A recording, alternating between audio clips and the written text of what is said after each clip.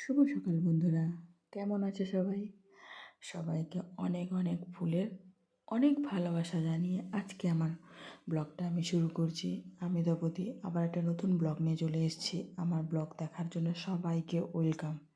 প্রথমে বলি, কালকে মুন্নাদার লাইভে আমি ব্লগ খেয়েছি, তাই সবাই আমার পাশে থেকো প্লিজ প্লিজ প্লিজ।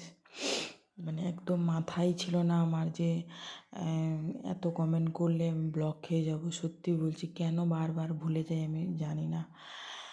তো বাদ দাও এসব কথা, একদম চলে আসি সরাসরি রান্নায়। প্রথমে সকালবেলা ওটস খেয়েছিলাম, কারণ মানে যত তাড়াতাড়ি কম টাইমের মধ্যে কিছু করা যায়, কারণ তার পাপা চলে গেলেই, মিষ্টির পাপা চলে গেলেই ডিউটিতে, মিষ্টি পুরো আমাকে একদম ছাড়ে না।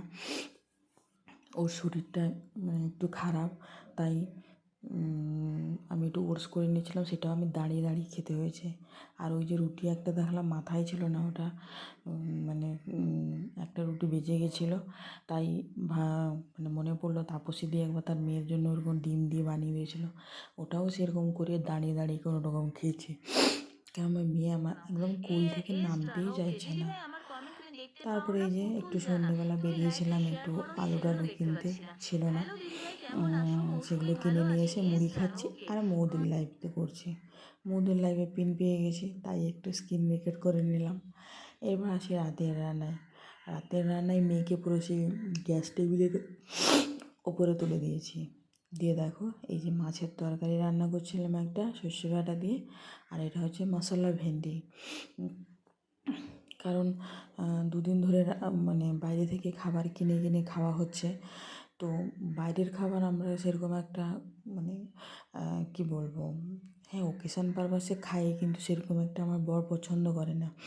ঘরেই তেল মশলা দিয়ে খাবে, বাইরের খাবার তার একদম পছন্দ হয় না। মানে তার মনে হয় যে কোন তেল, কতবার সেগুলো কীরকম তেল দেয়, ওই জন্য সে একটু অ্যাভয়েড করার চেষ্টা করে। সত্যি বাইরের খাবার সে কম খায়, সে প্রচুর মানে মিষ্টি মিষ্টি খায় না।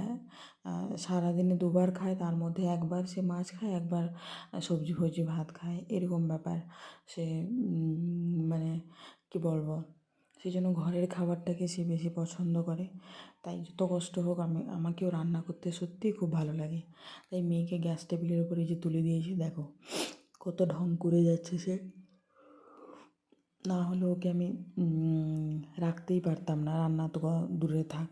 এরপরে এই যে যেখানে আমি ব্লগটা খেলাম, তো এখানেও আমি পিন পেয়েছি, সেই রেকর্ডটা নিয়েছিলাম, কিন্তু এত রিপ্লাই কমেন্ট করেছি আমি, মানে পুরো ব্লগ খেয়ে বসে গেছি। রাহুল ভাই আমাকে তো বকছিল, আমি বললাম বকো আর যাই করো, বিশ্বাস করবে কি না তোমরা আমি জানি না। আমি সত্যিই ভুলে গেছিলাম যে এত কমেন্ট করলে ব্লগ খেয়ে যাবো, আমি তাহলে চুপচাপ বসে থাকতাম, কমেন্টই করতাম না। কিন্তু জানি না, আবার একদম বিরক্ত লাগছে আমার, মানে সত্যি ভালো লাগছে না। তো ঠিক আছে, তোমরা সবাই একটু পাশে থেকো। আর কি বলবো, আমার মানে ব্লগ খুলে গেলে অবশ্যই আমি সবার ঘরে যাব। ওকে, আজকের মতন আসি, টাটা, বাই বাই।